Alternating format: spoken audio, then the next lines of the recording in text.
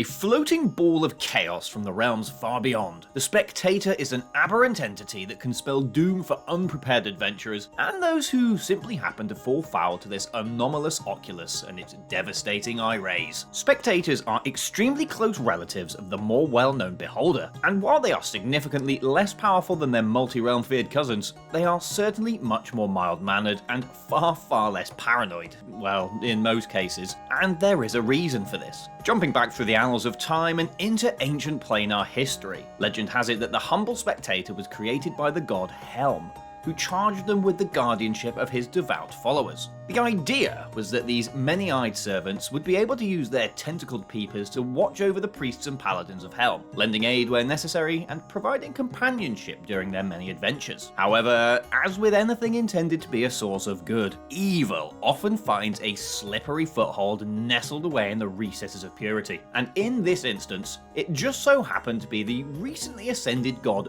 Bane, who, legend has it, saw Helm's new Spectator allies and thought they would look much better wrapped in a suit of malice, mistrust, and chaos. Thus, the Beholder and other members of the Beholderkin family were created, extremely powerful and corrupted versions of the original Spectator. This devilry then forever positioned the followers of Helm to detest and hunt Beholderkin with a righteous passion, while of course the favour was returned by the devout cultists of Bane, who will go out of their way to vanquish a Spectator whenever their warped senses catch wind of one. And while this source of knowledge for the creation of both the Beholder and the Spectator is mostly speculative, these two factions will still absolutely go hell for a hammer at each other to make sure that neither the Spectator or the Beholder manages to maintain a foothold in the material plane. But anyway, this is a Spectator-focused creature feature, and as much as the self-centric Beholders will hate this, we are moving swiftly on. Spectators typically appear on the material plane when they are summoned forth by a wizard, warlock, or through some other means of magical muster, with the next step of this summoning usually calling for said summoner to make a bargain with the Spectator, or of course bind it by force. The usual method of summoning a Spectator is to perform a ritual using at least 4 ground-up Beholder eyeballs. This powder is then burnt until only ash remains, from which this residue is then mixed with oil, set alight once again, and used as a mixed component to create a magic circle, which will then be able to call forth one of these goggling aberrations. If the ritual is performed and adhered to correctly, the Spectator will be respectful of the conjurer, noting and respecting the skill required to summon it forth. Upon completion, a ritually bound Spectator will most often be subject to a 101-year contract, after which it will become free to pursue its own goals. A Spectator that has been correctly summoned into a contract, and has deemed its period of servitude time well spent, will most likely be more lenient and mild-mannered when their contract expires. And while the odd few may be disgruntled having served for 101 years, the Spectator in question will usually turn to its strong intellect, where it will reason that it did sign a contract and was therefore in its position via its own accord. Some may then decide to drift away from their place of guardianship to explore the world, while others will have decided that, in fact, they are quite comfortable where they are,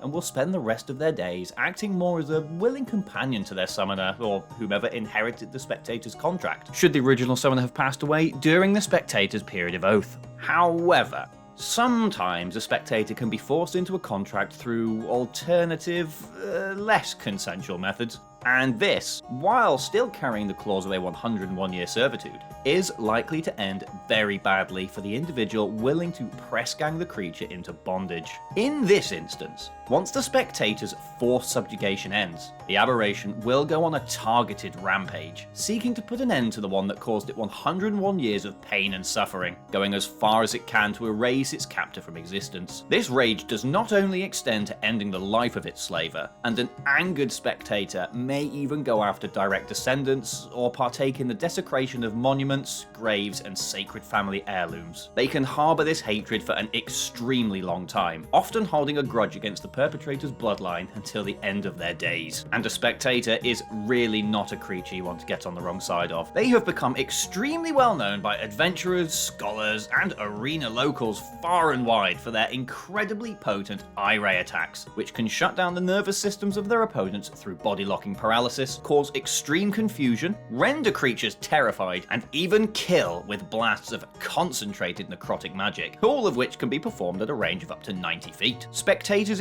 use these rays in combinations to disable aggressors, and usually only go in for the kill as a last resort. But if pushed to it, they will most certainly oblige to acquiesce to your death request. While they do pack a punch, Spectators are not the most sturdy of opponents. With a 14 AC and an average hit point pool of 39, they do qualify for the description of glass cannon. So my advice to anyone who does come under the ire of a Spectator's melting gaze would be to try and engage with it in melee combat as soon as possible, to stop it taking off into the air, where it will become a much more dangerous enemy to face. Oh, sorry, did I forget to mention they can also fly and magically hover? Well, they can. Anyway, jumping back a bit, speaking of the rest of their days, Spectators are incredibly long-lived creatures, and can easily reach 1,000 years of age if left to prosper.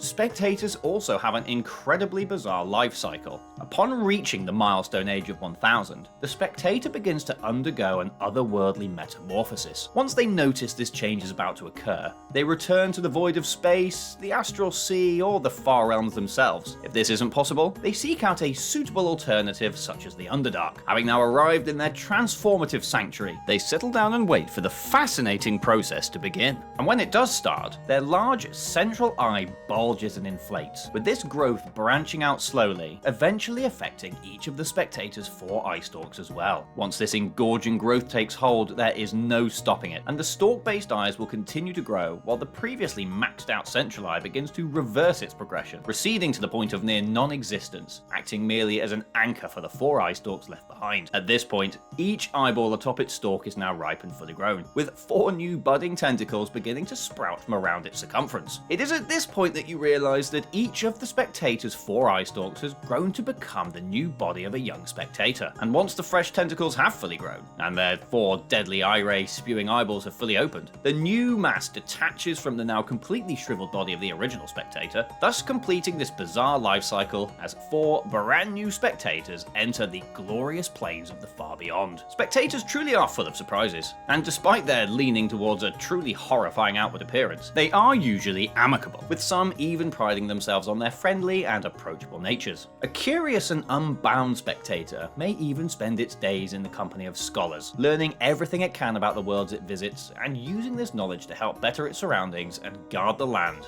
much as their supposed creator Helm would have wanted. Having said that, Spectators are still prideful creatures, a trait that Bane took and twisted later on with the creation of his beholders. This pride can lead to disdain, especially if the Spectator is summoned from its home to watch over and guard what it deems to be a lesser pursuit. Spectators don't really care who or what they are guarding, as long as it is worth 101 years of their lifespan to do so, and if the summoning ritual was performed properly and respectfully, of course, which, to be fair, I think is very understandable.